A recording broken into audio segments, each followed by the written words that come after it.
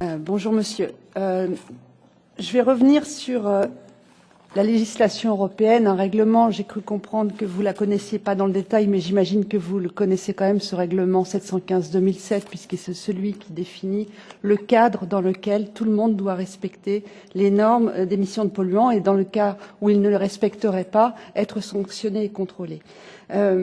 Vous avez fait, lors du printemps dernier, il y a eu un contrôle qui a été mené sur beaucoup de véhicules et vous avez pu constater qu'il y a eu un dépassement de NOx concernant les véhicules Volkswagen très important.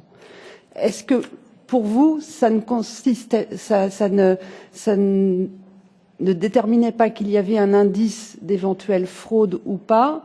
En tout cas, hier, quand nous avons auditionné le représentant du département italien en charge des transports, il nous avait indiqué que dans sa définition d'un dispositif d'invalidation, le fait qu'il y ait un écart entre un test laboratoire et un test en conditions réelles démontrait qu'il y avait suspicion de dispositif d'invalidation. Donc qu'avez-vous fait et avez-vous essayé de rechercher, de demander un contrôle sur les logiciels de ces véhicules ou pas?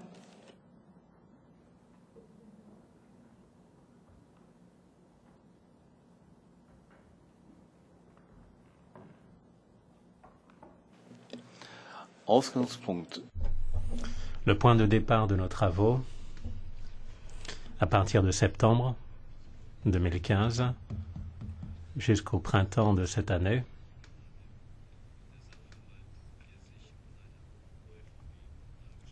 c'était les éléments reliés à l'affaire Volkswagen. Et c'est pour cela qu'on a décidé qu'il fallait élargir le cadre et voir s'il s'agissait d'un cas isolé ou si, au contraire, d'autres fabricants étaient concernés, que d'autres modèles, d'autres marques étaient concernés.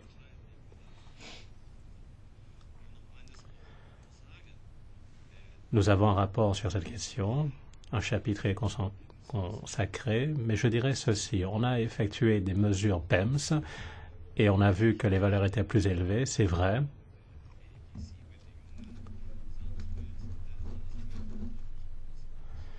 Et lorsqu'on regarde la procédure NEDC, on se rend compte que les choses sont différentes. On peut appliquer le NEDC et pourtant les PEMS seront plus élevés. Cela montre qu'il est nécessaire pour l'avenir qu'on n'utilise plus le NEDC, qu'on n'insiste pas pour utiliser le NEDC pour procéder à l'évaluation, mais qu'on ait de nouvelles dispositions RDE.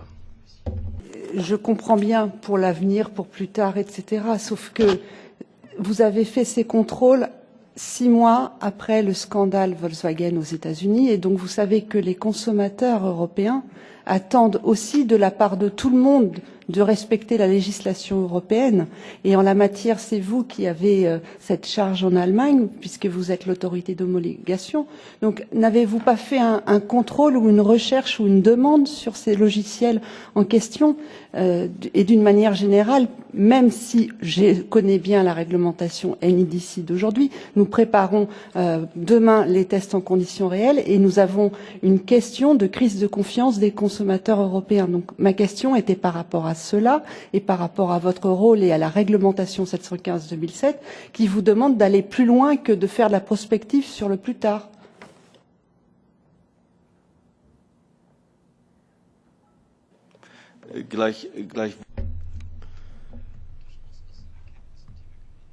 Dès lors qu'on a eu connaissance des faits, on a tiré les conséquences.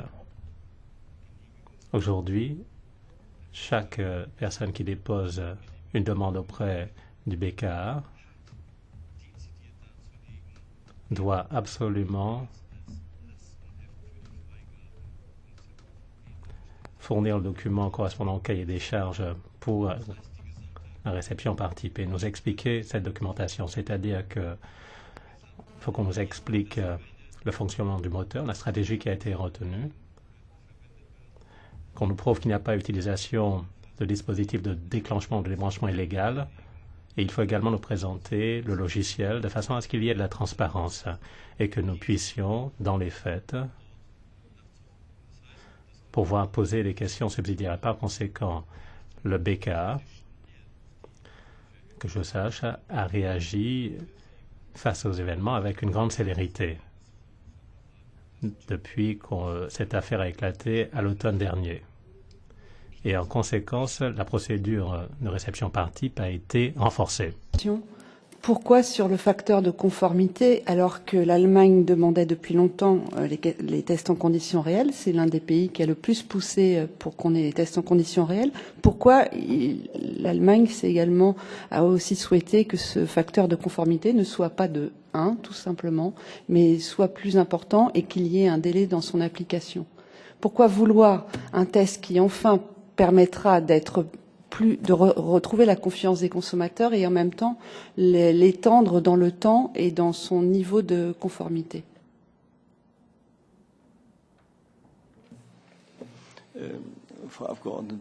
Madame la députée,